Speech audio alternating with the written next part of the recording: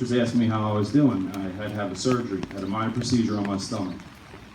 And I said, "All right, it went well. I have another one in a couple days. But I'll be fine in time for camp, coach." A couple days go by. The next thing I know, I'm on the phone with Coach Az and Coach Drass, explaining to them that I have this rare, aggressive form of cancer, and that it's spread throughout my stomach, my liver, my lungs, my kidneys. And it was very, very difficult for me to tell them that. I don't know why.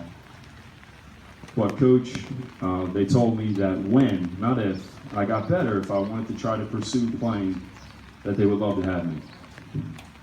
So that simple gesture, that offering, it gave me the strength that I would really, really need to get through what was coming. So my experience, I had 9 weeks straight of chemotherapy. It was really intense. It was 6 hours a day, 5 days a week. I had countless medications that went along with it to attack horrific side effects. I would get violently ill. I couldn't eat for weeks on end. I'd never really slept. I went from 220 pounds down to the 170s, and then I just stopped looking. But I got through it. My family was the rock I leaned on. Some of them are here today. My brother Sean, my cousin Mike Hanf, and family Marcus Wilson. But Coach Drass was the one that was standing on the other end of that tunnel and telling me, "You can do this." I walked through hell because Coach Drass told me I could. So as I'm getting better, I'm looking forward to getting ready to play. And the day after Thanksgiving that year, a couple weeks after I was told I was better, my dad passed away. Unexpected. He was 42. And again, coaches were there. Coach Az walked into the viewing that night. And I just thought, I can't wait to go be a Wolverine and pay these men back.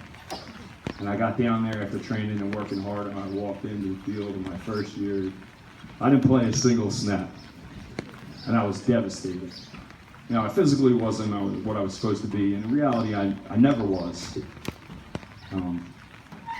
But I felt like I had let Coach down. And I was focusing on football, and Coach, like always, he was focused on life. It was more than football. After that, I started the next 3 years. We won 45 games together. I got to coach for 2 years. But the more important things were, for 4 years, I was academic all-conference.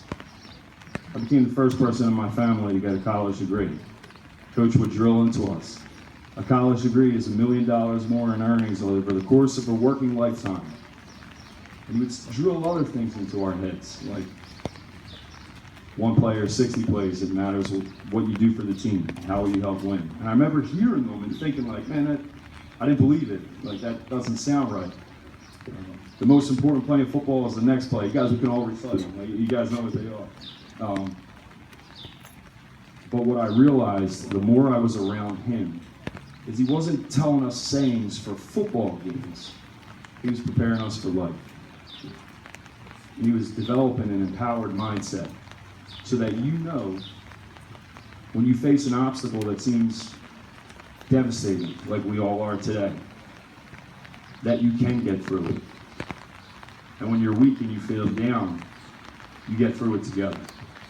And that's why I think that meaning, that word is so powerful and impactful. Together. That's what we're all going to continue to do here. I find myself now, I'm a head coach, and I just say everything that Coach Drass said all the time. And I laugh. But again, I realize that everything comes from a place from love.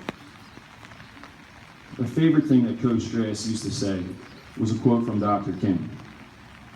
He said, "A man that is not willing to die for what he believes in is not fit to live." That's Coach. He believed in making an impact and a difference through football to better people.